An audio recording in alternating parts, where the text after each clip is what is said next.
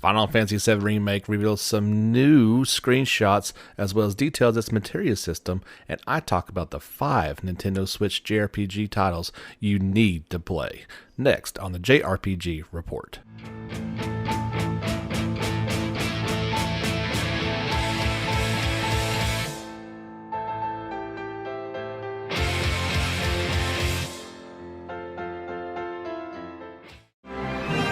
Hello, welcome JRPG lovers back to your weekly podcast. This is the JRPG Report, episode 79.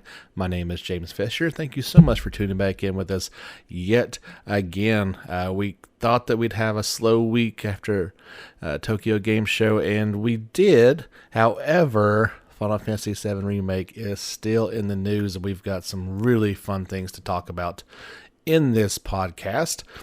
Fret not, Atelier Ryza is in here somewhere, so we'll talk about that later. And at the very end, I've got a special segment for you guys off the Facebook page. This will be kind of a reoccurring section every once in a while that we will hit up. This week, I've kind of broken down all the JRPG or JRPG influenced titles on the Switch that I've either played or highly recommend. We're going to break down the top 5 that no excuses, you must you must own and or play. And then we'll look ahead at some of the new ones coming out in the coming months for your portable and or home system, however you like to play it. But let's get into the big news. It was shaping up to be a extremely slow week until this one kind of came out of seemingly nowhere yesterday, and I thought it was just going to be, okay, Square Enix has now shown the box art for FF7 Remake. And they weren't quite done there. There was some new information that came out as well as screenshots. So, of course, the awesome cover is a tribute to the original one. We actually showed that on the Facebook page the other day. Really just showing a lot more detail than before in the new character models, and of course the Shinra HQ building looming in front of Cloud. But we also got new information highlighting Tifa, Barret, the battle system, summoning, Materia, and it even showed off some of the Sector 7 slums. So the first thing we want to talk about is, let's give some backstory. They detailed, especially if you're kind of new to this series and you don't know what's going on, this is they're going to probably detail these characters as they are announced. So first up is Tifa, and she is a member of the anti-Shinra organization Avalanche. She also runs the bar 7th Heaven in the 7 sector slums. Although she opposes the Shinra company, she is not fully on board with the Mako reactor destruction plan. While her feelings are mixed, she reunites with her childhood friend, Cloud. They also detailed Barret as well. And he is the leader of the anti-Shinra organization, Avalanche. And maybe I didn't catch this the first time, or this is just some lore that has come out since then. It says Barret was exiled from the original Avalanche due to his dangerous acts, and, well, if you play the game before, you can kind of see why why that happened. Since then, he has continued to work independently with his comrades in Midgar, and while he usually contributes to the Sector 7 slums as a member of its vigilante committee, he is also a father who, they say, dotes on his daughter, Marlene. They detailed the battle system, that you can analyze the enemy's weakness and action patterns and choose actions, magic, and abilities. This is a highly strategic battle system that fuses intuitive action with a Final Fantasy-esque command battle system base. By consuming the ATB gauge, which fills as time passes, and based on character actions, you can battle events such as ability, magic, and item. Of course, we have the wait mode. By opening the command menu during battle, you will enter wait mode, where time will slow, not quite to a halt like it did in FF15, but definitely very, very slow down. You will have the time to properly think about your strategy. From the command menu, you can select ability, magic, item, or limit skill, determine your enemy's weakness and battle situation, and choose your next action. We talked about the shortcuts. Commands can be registered to buttons as shortcuts, allowing you to use them without opening the command menu. By saying the skills used often, you can enjoy game-like battles without interruption.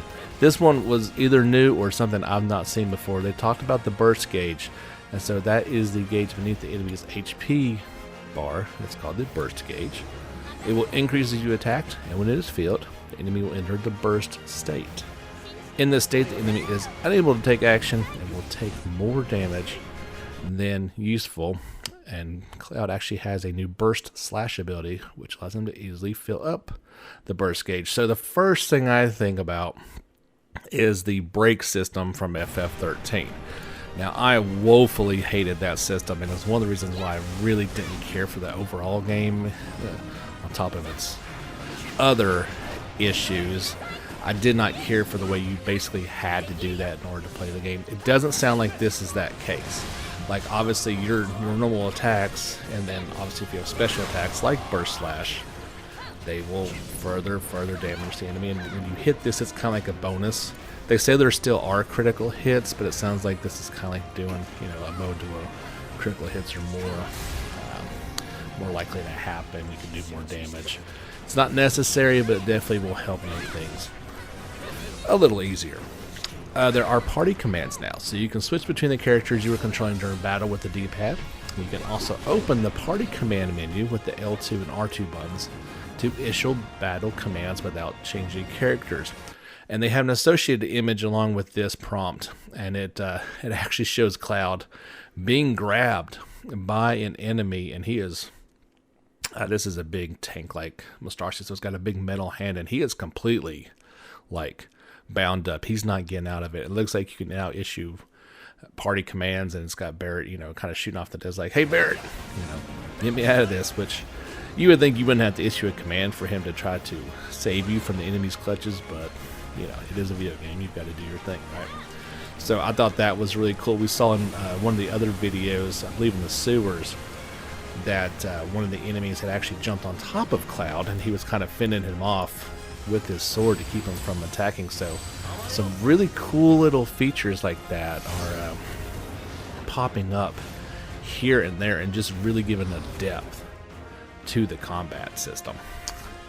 They talk about limit breaks, that each time you take damage from enemies, the limit gauge will increase, and once fully accumulated, you will be able to activate extremely powerful skills unique to each characters. They showed two images in particular. The first one is Tiffet's Limit Break Somersault, and shown here wailing on the Abzu boss down there in the sewer, and just a ring of blue is now around her. That they did some work on these screenshots, guys. They are extremely impressive.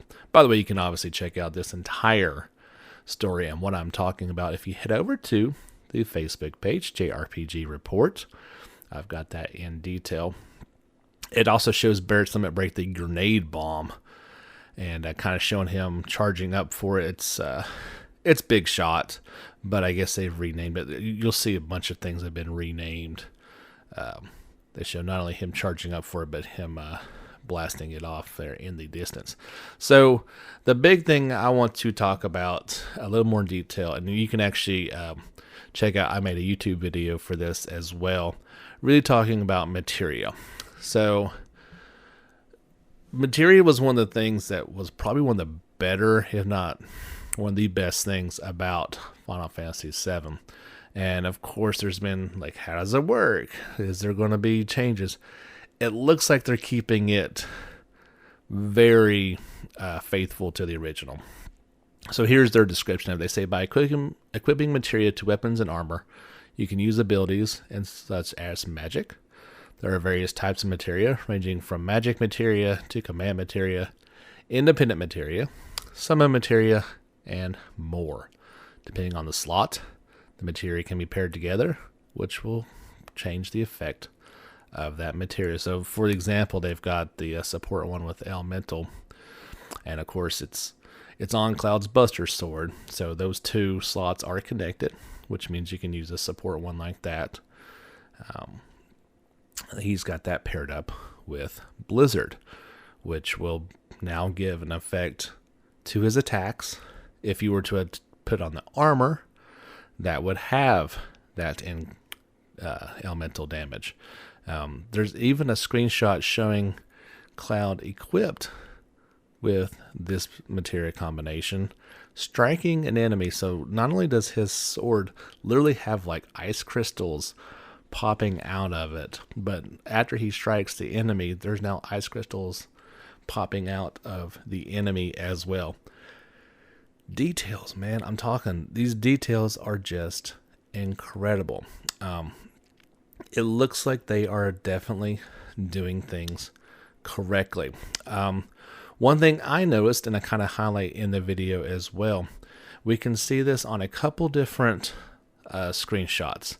We already knew a long time ago, and you can even see it on the new cover art as well. Cloud's Buster Sword, it has the 2 materia slots, and they are both lit up, indicating that he is using those. Now, we didn't know if armor was also going to be the same way, and I think I'd put a strong bet on that in one of these screenshots, it has Tifa, and it shows her about to attack an enemy. And in that stance, you can see a bangle equipped on it. Of course, most of the armors are bangles, and it actually shows 2 materia lit up on it. Now, I don't think it's a glove because it shows pictures of hers with her gloves, and I've not seen any materia on her gloves yet. This looked right below the glove and looked like a big bangle on her wrist. I've not seen this talked about. Maybe I've missed it somewheres along the way, but it certainly looked like to me that your bangles are going to have materia that you can actually see in game as well. We also, in the one screenshot, it shows Aerith either casting it's either slow or stop, and you can see her staff, and you can see one materia slot is actually filled up on the left half of the staff. The right side is empty. I thought that was pretty telling. You wouldn't have probably caught it at first, but I kind of zoomed in there and I checked it out and I was like, whoa, that's pretty cool. So I'm extremely excited they got this part of the game correct. And just yet again, another little detail that's really bringing you into this whole experience. They talked about magic materia a little bit. So the example they use is lightning, and it shows Aerith casting lightning, and it looks like a lightning strike literally from the clouds. It actually has 2 arcs of lightning coming down and hitting the enemy. So in particular, they say that lightning materia lets you use lightning elemental magic such as thunder. Materia will develop as you use it, allowing you to use even more powerful magic. Thunder evolves from Thunder to Thundera to Thundaga. That sounds a bit like Grandia's system. If you recall, the more you used Burn, it would evolve into Burn Flame and further on down the line. So it doesn't sound like you're going to be finding more. I'm sure you'll be able to find materia down the road that is already, to the Thundaga level. But it sounds like it really gives an incentive to want to develop this materia. And that was always one of my favorite parts of Grandia, was using your magic and making it better. I wonder if that'll work for all magic. I assume so. So Cure will turn into Curaga down the road. They talked about time materia as well. This is a materia that lets you use time magic such as haste to increase the action speed of your party, slow to slow down the action speed of enemies, or stop to temporarily halt enemy movement. This magic bestows a target with a time-related state change. Very cool stuff. We talked about the elemental support materia as well. We've got that. So they detailed summons a little bit, but we kind of already knew this. They say by equipping that summon materia, you can call out summon monsters after a dedicated summon gauge fills during battle. Summon monsters will fight automatically and will unleash a powerful special move before they return. They talk about Ifrit. He's a fire summoned monster with a ferocious demonic form. Although he is a merciless beast that relentlessly burns everything to dust, he is also a reassuring ally once he lends you his strength. Locations in Final Fantasy VII have been faithfully recreated in high quality. Several locations that could not be explored in the original version have also been added. So we're talking about these 7-sector slums at this point.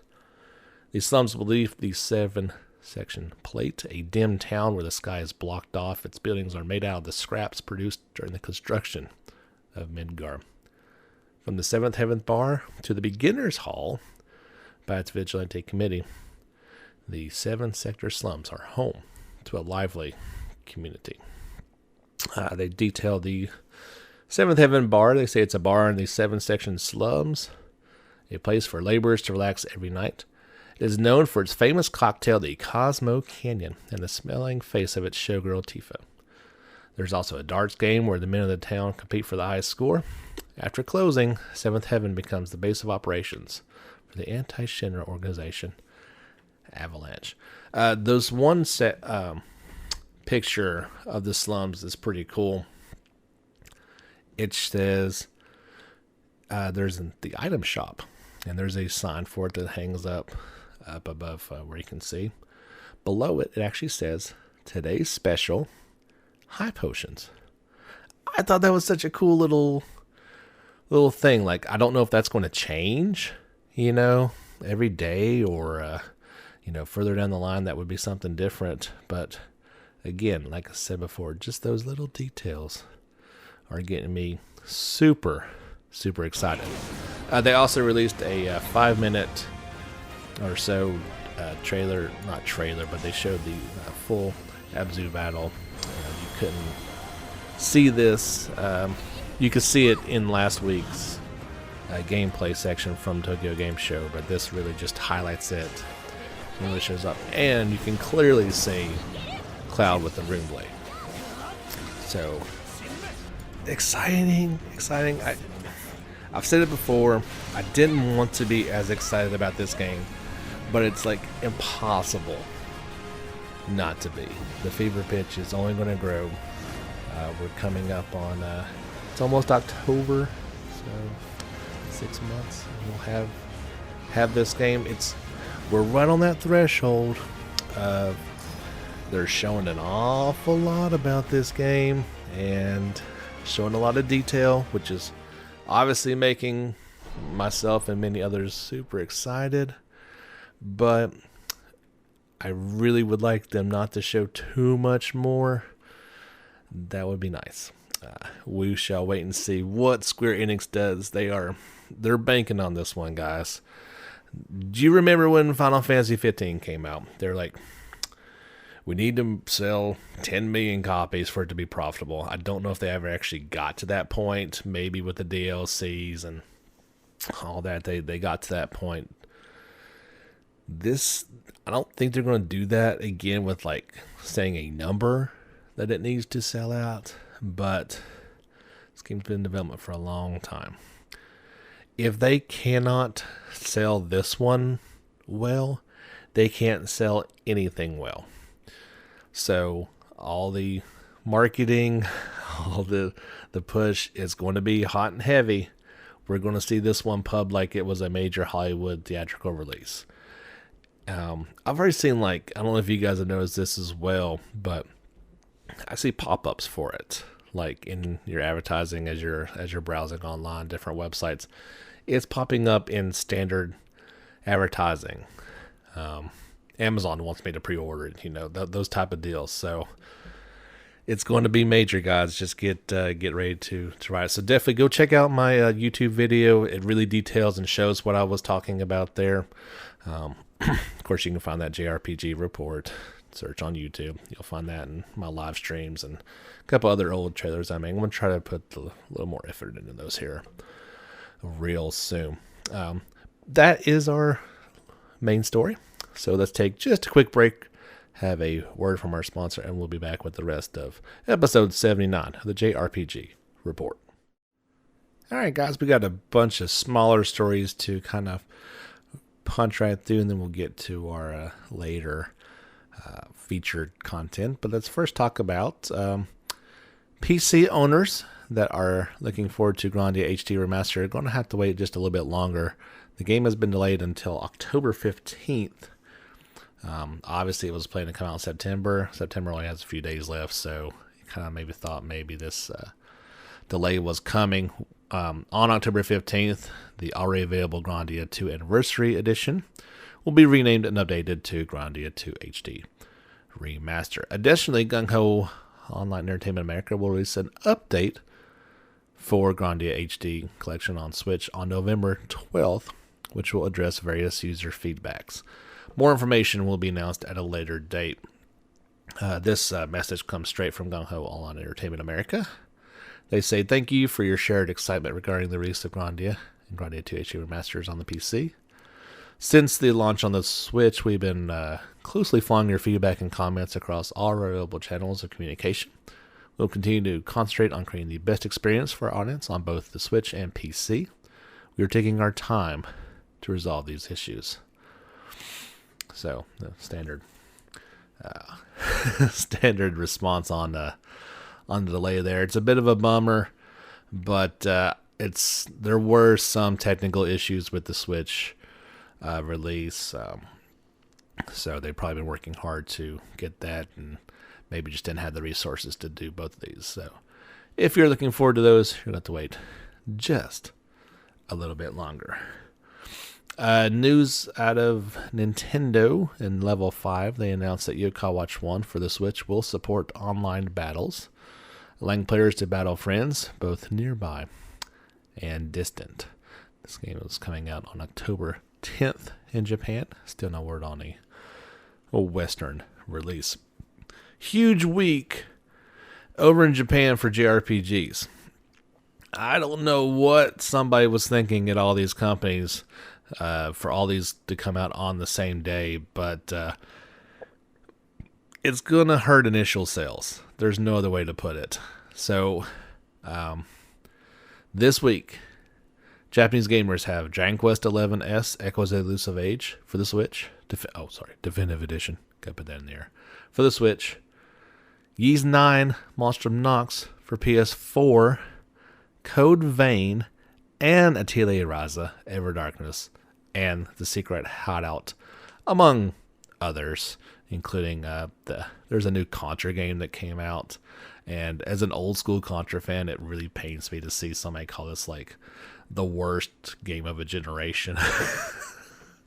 I don't know. I haven't played a Contra game in a long time, but it's kind of like, but yeah. So 4 huge titles coming out today in Japan. Of course, we will get most of these in a month or so. I did have a chance to play the Code Vein demo, and sadly, it was exactly what I thought it was going to be. Yeah, it's probably a fine game. A lot of people are looking forward to it. It looks pretty cool. Like, I like the graphical style of it. It just wasn't for me. There's kind of like, each attack lowers this bar on the screen.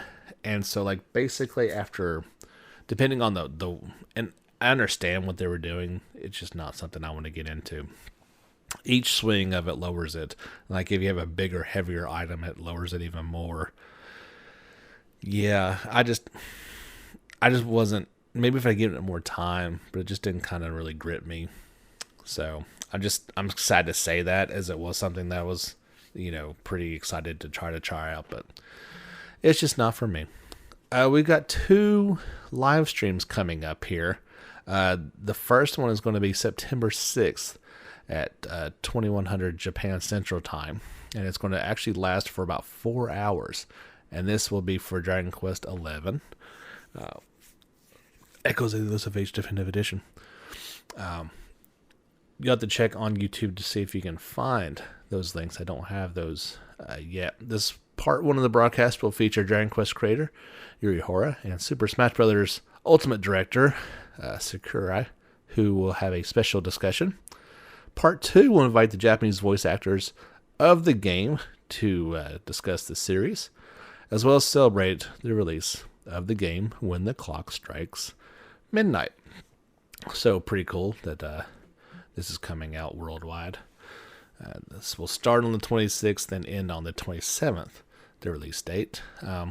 There's also a Persona 5 Royal Newcomers Preparation Special Atlas will host the next day on the 27th at 2100 or at 2000 Japan Central Time. You'll be able to watch it on YouTube. The broadcast is meant for those who will be interested in the Persona series but have yet to play it.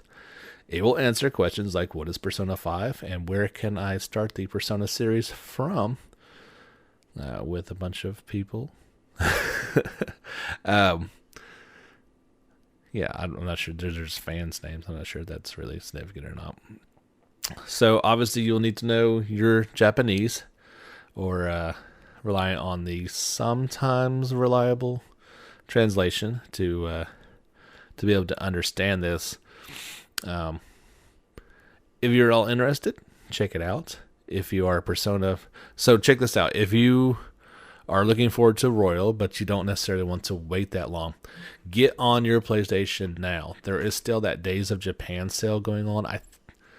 I think it's through the 28th, so it may already be over. I'm not 1,000% sure, but at least see if that Popular in Japan sale is still going on. They have Persona 5. Now you can get this on I think it's on Greatest Hits now for $20, brand new. You can get it digitally for $12 right now.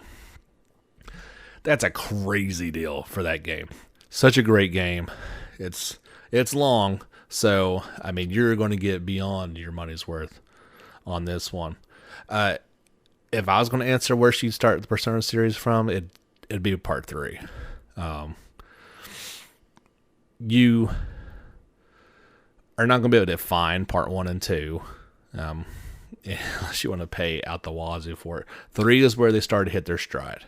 4 and 4 Golden obviously are the benchmark of where you can start from, but there's parts of 3s that was just really, really cool and a little bit darker. 4 was definitely more upbeat and poppy and better. I mean, I'm not going to say it wasn't, but you would definitely not go wrong. Now, I didn't care for that part 3 port that they made. It was a little wonky. So if you can find Persona 3 FES for PlayStation 2, that'd be the way I would go. Obviously, if you want to fire up Golden for your Vita, that is the best way to go. Digimon Story CyberSleuth Complete Edition has released a new trailer highlighting the battle system. Here's an overview of raising and training from Bandai Namco. Using the intricate party system found in Digimon Story CyberSleuth Complete Edition, create your dream Digi team and protect the world from powerful foes. Attack, guard, use items, and switch out to Digimon to defeat formidable enemies in strategic turn-based combat. Remember, here you'll heal your Digimon after the fight at the Digilab to ensure your Digimon are ready for the next battle. Game is due out for Switch and PC via Steam on October 18th. You can check out that trailer along with everything else we talk about on the old Facebook page. Ys 9 Nostrum came out with 2 11-minute gameplay videos. This was stemming from the demo back at TGS 2019. You can see the playthroughs of the Ruin of the Dry Moat and Under Drain Cloxia Maxima stages.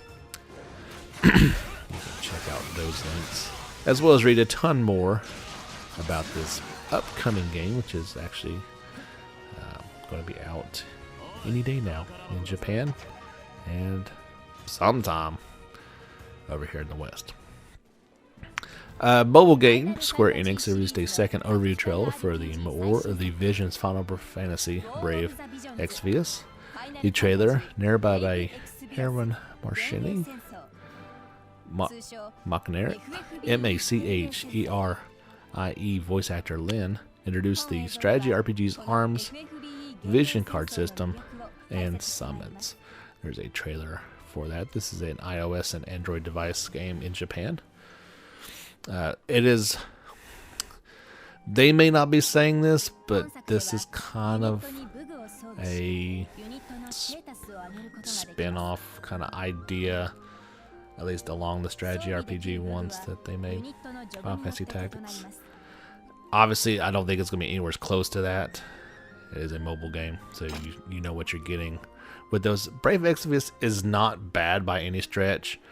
It's their best attempt at a mobile game that has at least the Final Fantasy feeling to it. So I have a feeling that this is going to try and have a Final Fantasy Tactics feel to it until they decide to make another one sometime, maybe.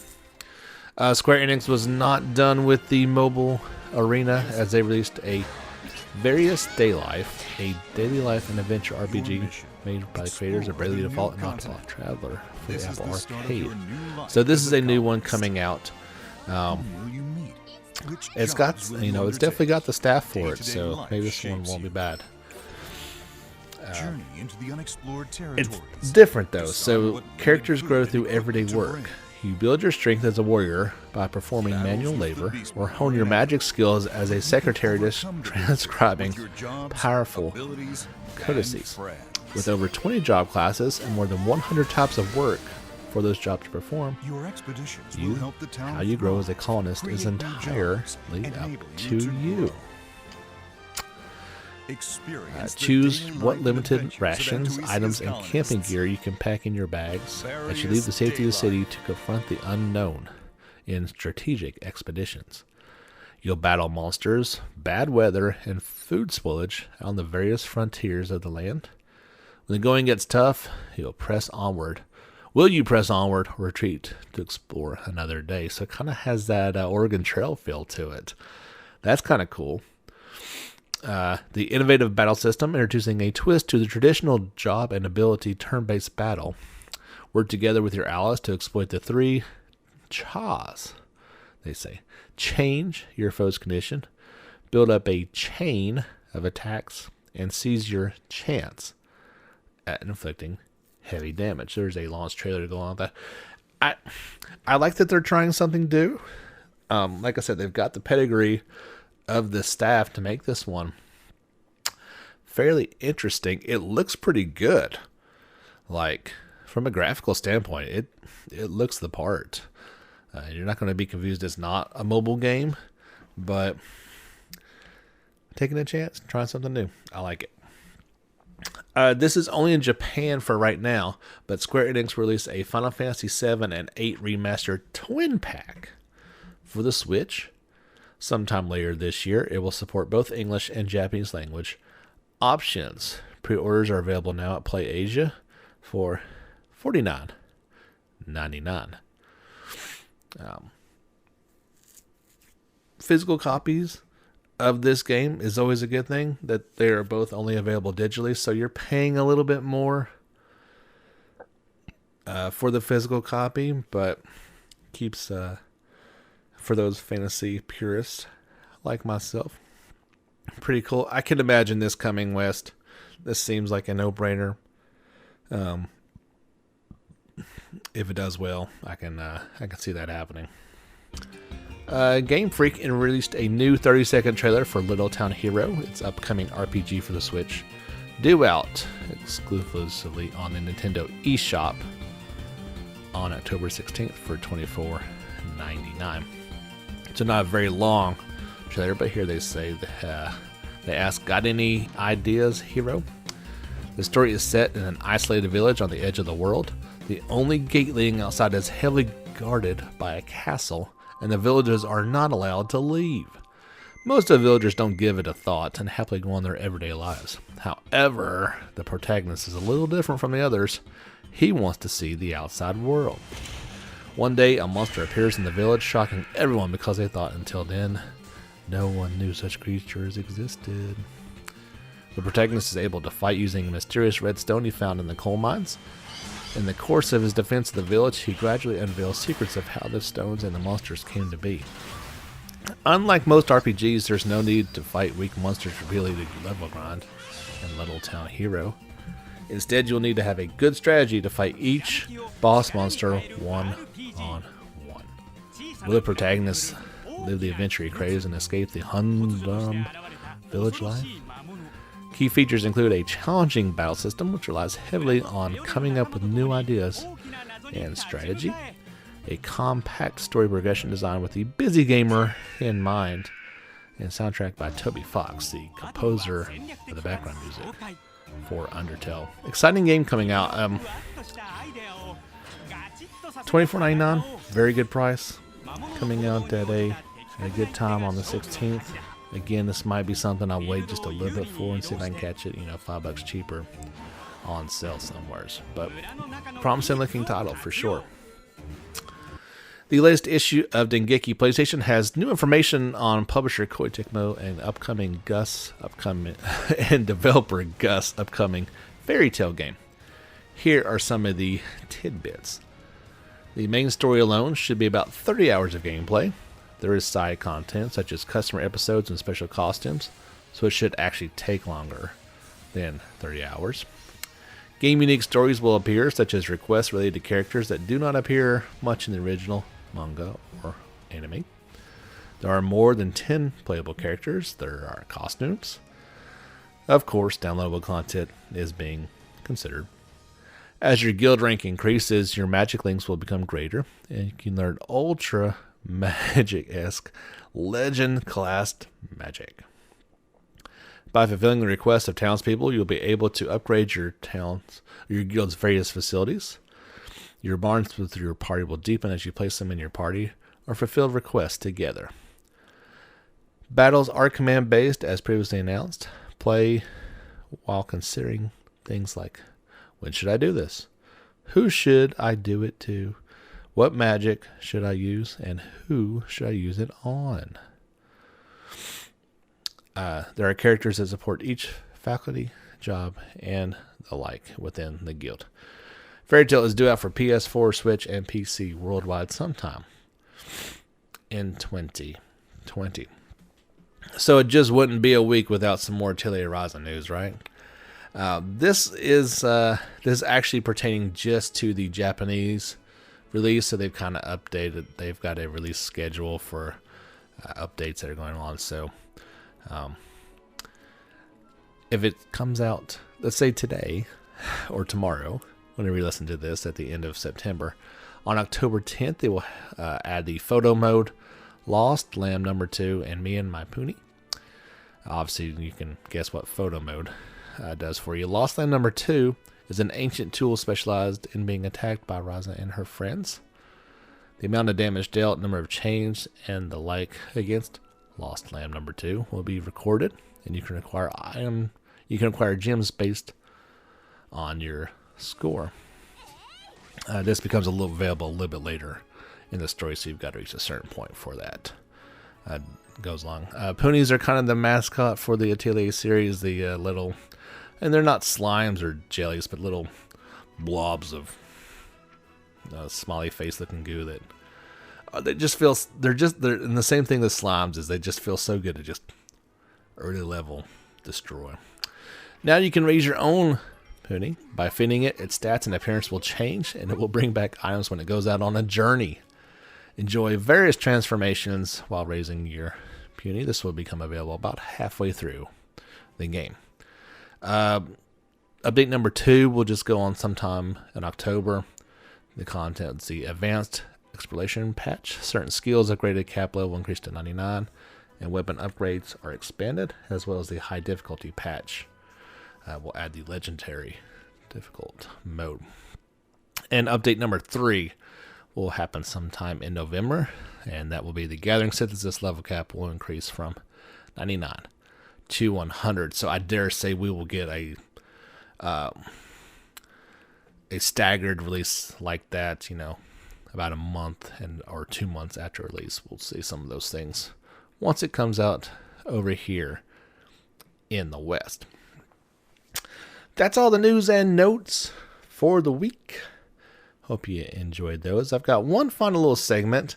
When every once in a while when the content's a little light, I always put out the call to the Facebook page, and they always come through with cool things to talk about. Some of them are ideas that we'll talk about today. One of them was kind of counting down. See if I can find the actual. Jeff suggested this would be a recurring segment, but pick a game console and list the 5 essential JRPGs that everyone needs to play for each system. I agreed. Sounded like something that could be reoccurring, and I thought it would be a great idea for today's podcast because it was going to be really short. Then all the FF7 Remake stuff comes out, so we're actually probably going a little bit longer than I thought it would, but it won't take long to get through this. So that'll be something that pops up from time to time. Han said we need a JRPG set in the zombie apocalypse. And he adds, and South Park The Stick of Truth doesn't count. He actually loves that game. I agreed. You see all these crazy Japanese games like High School Girl, zombie apocalypse simulator shooters, but there's no JRPG in that genre. So I thought that was something that would be that'd be perfect. Jeff also said take your top 15 JRPGs coming out and rank them based on your excitement level. Hans gave me an awesome link of all the ones coming out in 2020. Stay tuned for that one. I'm actually going to be out of town next week. Me and the wife are hitting up Nashville to go see the Black Keys. One of our bucket list items. So we're going to spend a couple days down there exploring one of our favorite cities. And I'm thinking if I have time, I'll make this a little Sunday special recording and release it for you guys next week, as there will not be a regular news JRPG report. We'll just have to catch everything up in 2 weeks. Jordan had some really great ideas for future Sunday special podcast. Just a quick note on those. Those are coming. We are. I teased this in one of the other podcasts. We're in the process of moving, so closing is coming up here in a few weeks. We'll have the whole transition and getting set up in the new studio. So once things have calmed down from the move and I've got a dedicated space with a little bit more time on my hands, those will definitely be coming back. I'm not going to say it's going to be every week, but that's definitely something that I want to bring back. So his ideas was, this is a perfect topic. The best JRPG villains of all time. His first suggestion is one of the most obvious, and that is Luca Blights in Suikoden 2. Absolutely phenomenal character. There's others, and we'll definitely talk about that. That sounds like a good one. Discuss key elements of major series. For example, he says, what makes a Tales game a Tales game? What makes a Trails game a Trails game? What makes a Final Fantasy? What makes a Dragon Quest? Those are certainly things that we should talk about more in the future. So thanks to everybody on the Facebook page for coming up with some awesome ideas. Look forward to a few more of those here soon. Want to give a nice shout out to Akram, or Akram. I'm not actually sure how you pronounce your name, sir, but a new like on the Facebook page. And we had some new new subscriptions on the YouTube channel. We got Palu, Free Flow, and an awesome name. His name is the number 2B from. My mind just went completely blank. And I'm sure you're screaming at me. Oh my gosh. I just completely lost the name of 2B or not 2B. That's the guy's name. I cannot think of it. I'll think of it here in a little bit. Wow. Complete brain Complete break meltdown. It's gone, guys. I can't think of it. I'm gonna have to pause on a live broadcast and look this up, because this is going to kill me. Near Automata. Oh my gosh. I've never it's been a while since I've done something like that. I'm so sorry. Okay, let's just move past that one. Okay. The Switch list. So I'm going to quickly mention all the honorable mentions for Switch JRPGs, and these are not all of them. These are not all the ones that only I've played. These are just ones that are either JRPGs or inspired by them, that I went down the list and I saw and said, hey, that's a good game. I like those. So there's a ton of the Atelier series on there. Not all of them, but most of them are on the Switch. Child of Light was one of my favorites. Battle Chasers, Dragon's Dogma. The Final Fantasy series is well represented. You got 7, 8, 9, 10, 10-2, and 12. Definitely check those out, especially the 10, 10-2 remasters, and 12. Phenomenal games. Fire Emblem 3 Houses, Grandia HD Collection. Maybe a little pricey, but that'll certainly, I'm sure that'll come down at some point. Mario and Rabbids Kingdom Battle is a very fun little time. Me and my daughter actually really enjoy that one.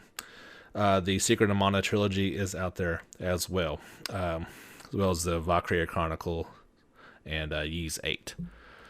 So those are the ones that I know of. There's more, but that's the big ones. Now, here's the list. If you've not played these, go out and get them one way, shape, or form.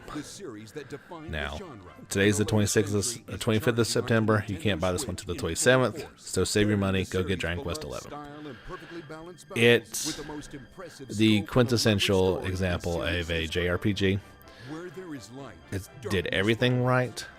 They brought it up to today's standards, and this definitive edition looks to do everything even more right. It's one I'm going to have to pick up. I can't play it right now because the wife is dominating Link's Awakening at the moment. Must have Dragon Quest XI. No doubt about it. This one just came out last week. I've not played it on the Switch yet, but it's one of my favorites. In my opinion, it is the example of what the PS3 JRPG experience was about, the pinnacle of it, and that was Ni no Kuni. Loved that title. So charming. The Studio Ghibli effect is in full effect. Everything that was lost in Part 2 is because Part 1 was done so well. So definitely pick that one up.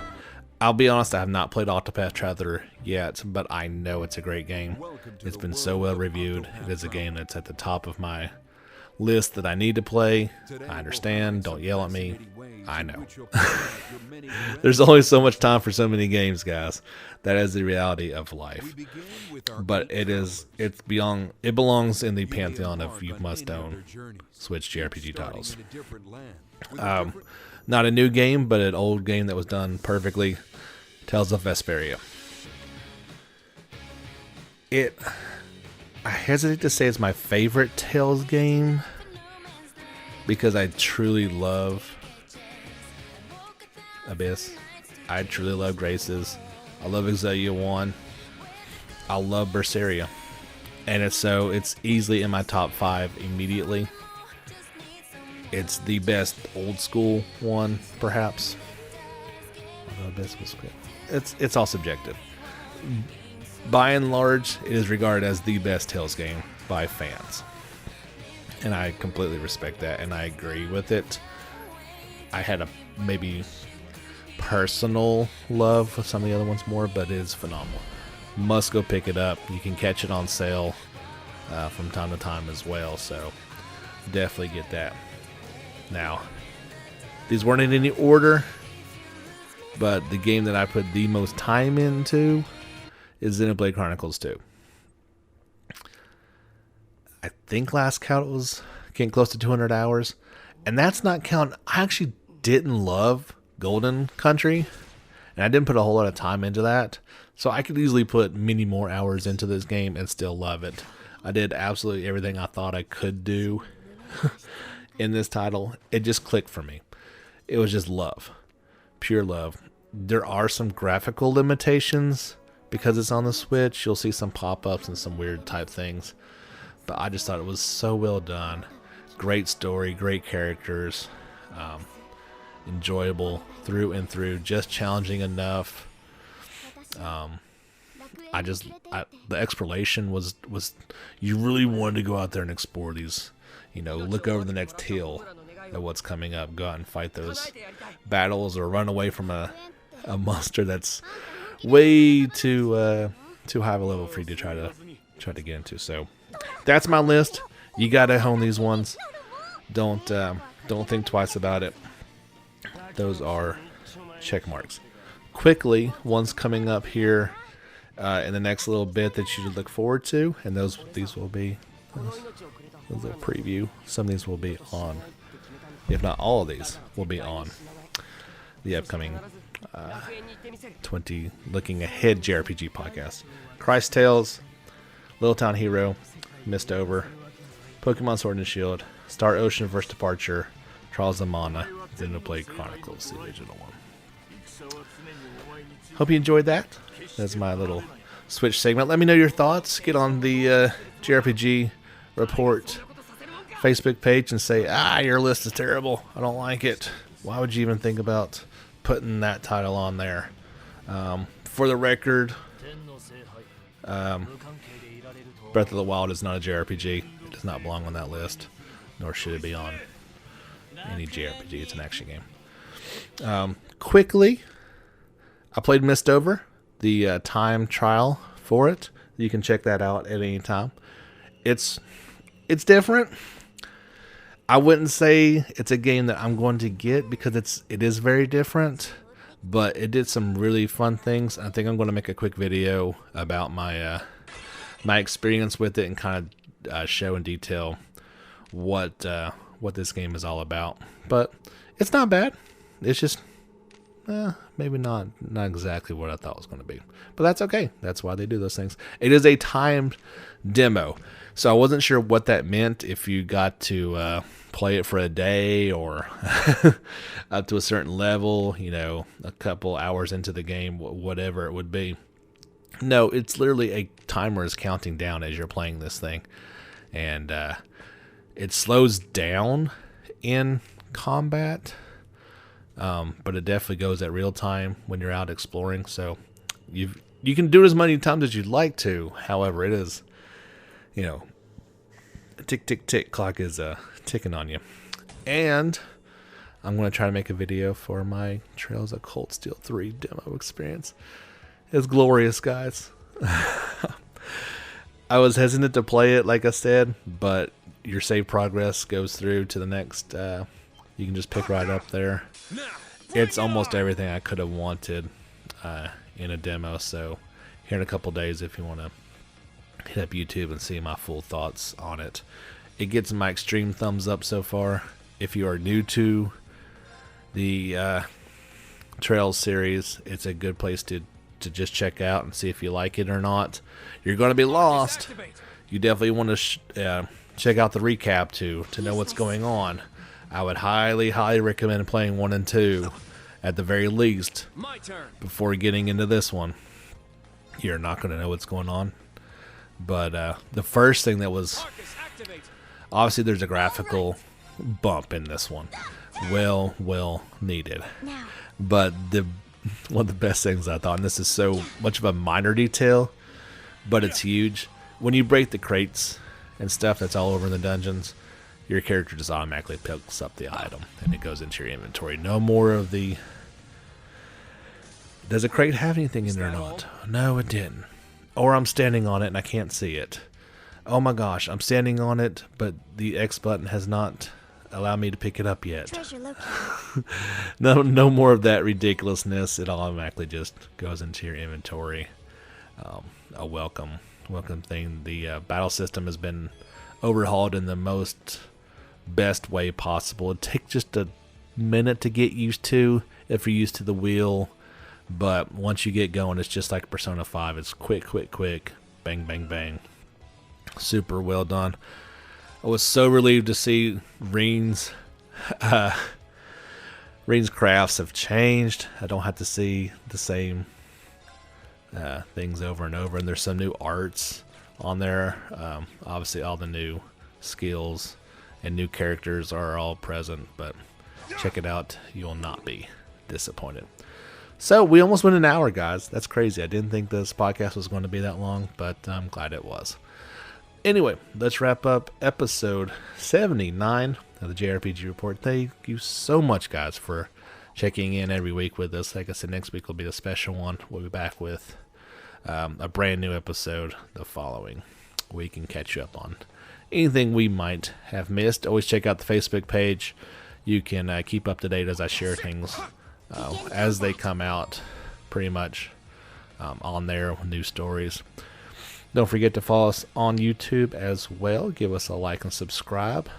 We've always got not only my live streams at night, but I try to make videos, and then I make a video podcast of this recording as well. So I'd appreciate your support over there. If you'd like to support the podcast, there is a link at the bottom of the page. You can do that. I would be super appreciative as we try to keep this thing growing and growing. But that's it for today, guys. My name has been James Fisher. Well, it is James Fisher. It hasn't been anything other than that. This has been JRPG episode 79. Till next time, guys, get back out there and level up.